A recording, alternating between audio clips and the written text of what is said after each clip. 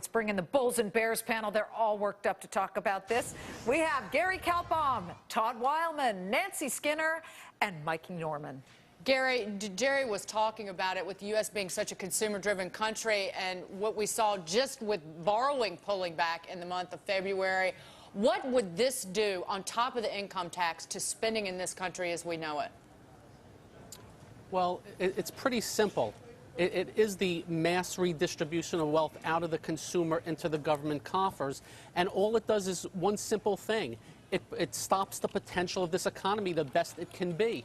And the problem is it's not just the VAT tax, which, by the way, this did not happen by accident. This is a trial balloon being sent out by somebody to see how the public reacts to it before they come out with it. So I do believe it is on the table. But it's also the states raising taxes. It's the marginal income tax rates on a federal level. It's everything that's coming down the pike. And as I started saying in the first month of this administration, I don't know when it's going to stop. And I just think the 1970s and in the economy during then when we had 70% tax rates. I think that's where we're going. Mike Norman, are you worried about the potential for a VAT tax?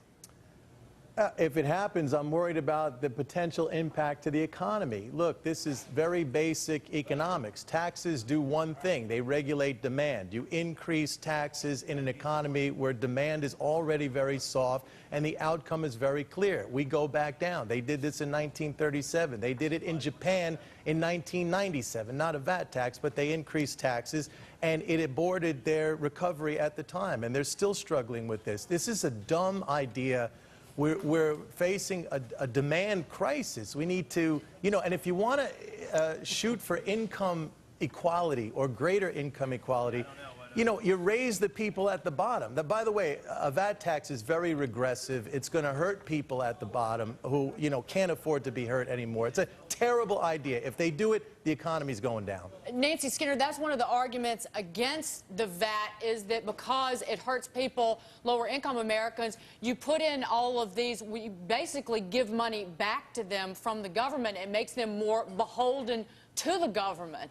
It's one of the reasons that people are against it, because it expands Uncle Sam as we know it.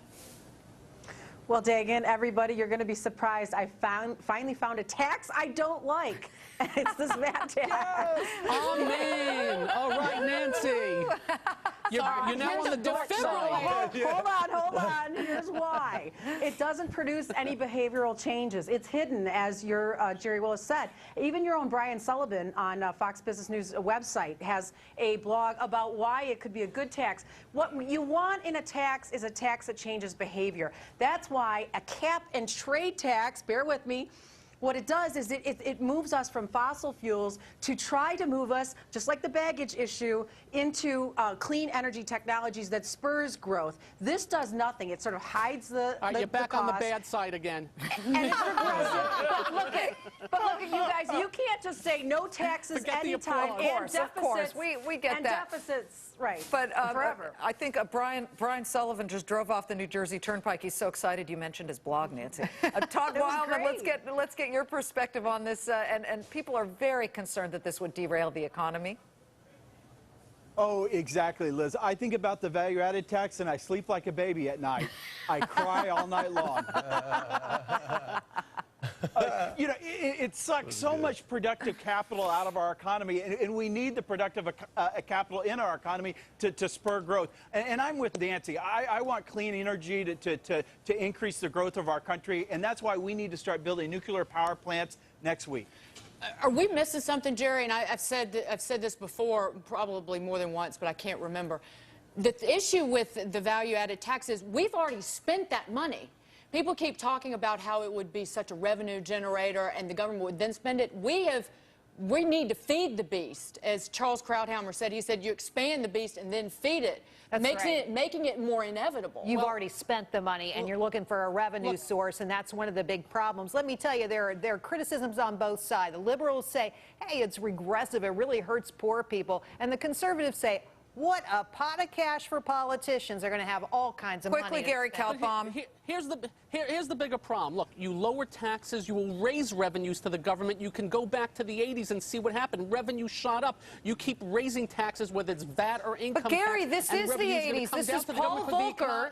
This is Paul Volcker, who was the Federal Reserve Chairman during the 80s, and it's his idea. If it was Mother Teresa saying this, higher taxes are wrong. You should take a machete to government and cut spending and lower taxes. We are the Americans and consumers. We're working too hard and making less. But what about the deficits? Paul Volcker, what he's saying is we have to worry about the deficits. Who caused the deficit? And the rates. You're just going back. George Bush caused the deficits. It's all George Bush's fault again. That's right. That's the truth, okay? They all did. So the fact is, they that's the spent truth. that. No, Bill Clinton gave George Bush a surplus. Let's That is not true. reinvent history. Guys, you know what? We need to get to this That's issue of my Paul point. Volcker. Hold on, because Paul Volcker, as we mentioned, believes the idea of raising taxes with a value-added tax or a VAT